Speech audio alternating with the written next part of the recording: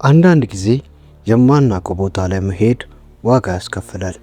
በተለይ ደግሞ ያ ቦታ ለዘመናት በደምና በለቅሶ የታጠበ ከሆነ። ዛሬ የምነግራችሁ ታሪክ የተከሰተው እዚህ ኢትዮጵያ ውስጥ አይደለም፣ ከባህር ማዶ በፈረንሳይ የኦሎምፒስ ተራሮች ፍሬንች አልፕስ ውስጥ በሚገኝ አንድ ገለልተኛ መንደር ውስጥ ነው። ኤልያስ፣ ሳራ እና ዳዊት ይባላሉ። እነዚህ ሶስቱ ጓደኛ ማሞች ለእረፍት ወደ ፈረንሳይ ያቀናሉ። ዓላማቸው በተራሮች ላይ በረዶ ላይ መንሸራተትና መዝናናት ነበር። ነገር ግን መንገዳቸውን ስተው ሽቶ ዳልሞርት ወይም የሞት ግንብ ወደሚባለው ስፍራ ሲቃረቡ ሕይወታቸው ለዘላለም እንደሚቀየር አላወቁም ነበር።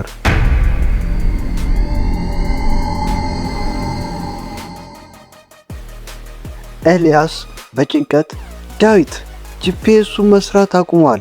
እዚህ አካባቢ ምንም አይነት ኔትወርክ የለም።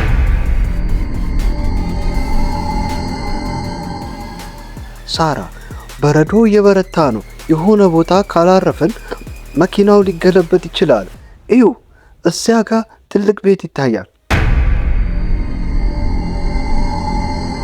በጭጋጉ ውስጥ አንድ ግዙፍና ጥንታዊ ቤት ታያቸው።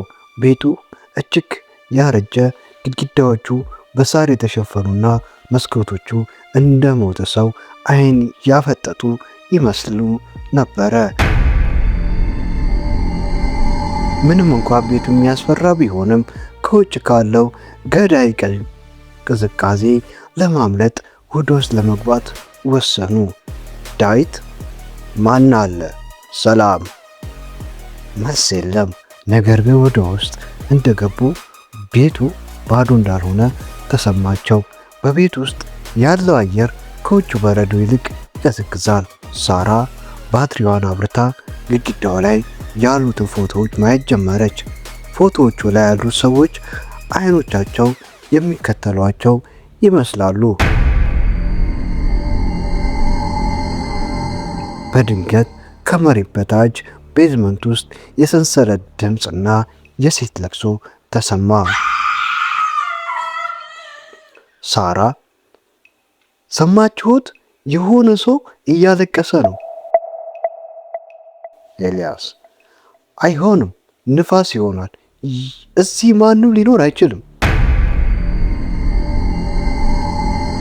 ኤልያስ በአንዴ ጠረጴዛ ላይ ያረጀ ማስታወሻ አገኘ።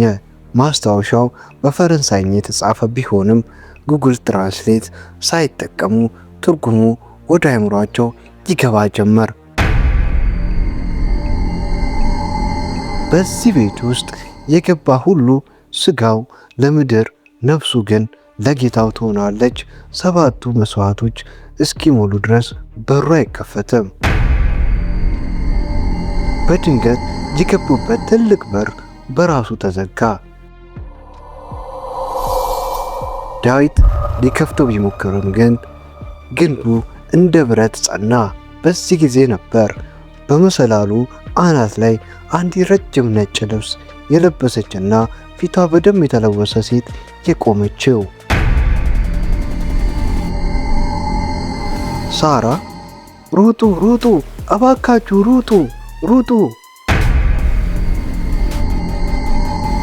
ፍጥረቷ በሰከንድ ውስጥ ከመሰላሉ ላይ ወርዳ ዳዊትን ያዘችው።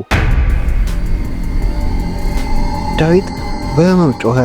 እጆቹ እንደ ቢላዋ ስለታማ ነበሩ።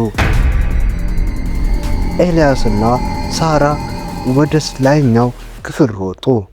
ክፍሎቹ ግን ማለቂያ የሌላቸው ይመስሉ ነበር። ወደ አንዱ ክፍል ሲገቡ ሌላ ተመሳሳይ ክፍል ይጠበቃቸዋል።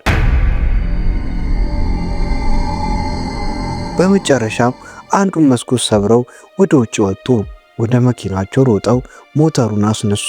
ነገር ግን ወደ ኋላ ሲመለከቱ ዳዊት በመስኮቱ ቆሞ ያዩታል። ዳዊት ግን አልነበረም። አይኖቹ ሙሉ በሙሉ ጥቁር ሆነዋል።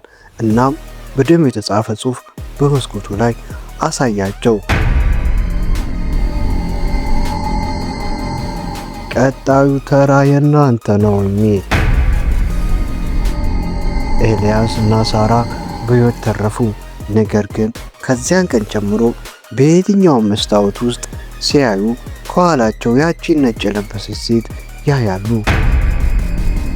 ታሪኩ እዚህ ላይ አያበቃም። ፖሊሶች ወደ ቦታ ሄደው ቤቱን ቢፈልጉም ምንም አይነት ግንብም ሆነ የዳዊት አስክሬን ሊገኝ አልቻለም።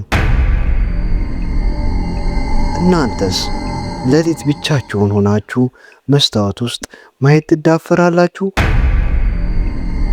ከኋላችሁ ያለው ጥላ የእናንተ ብቻ መሆኑን እርግጠኛ ትሆናላችሁ?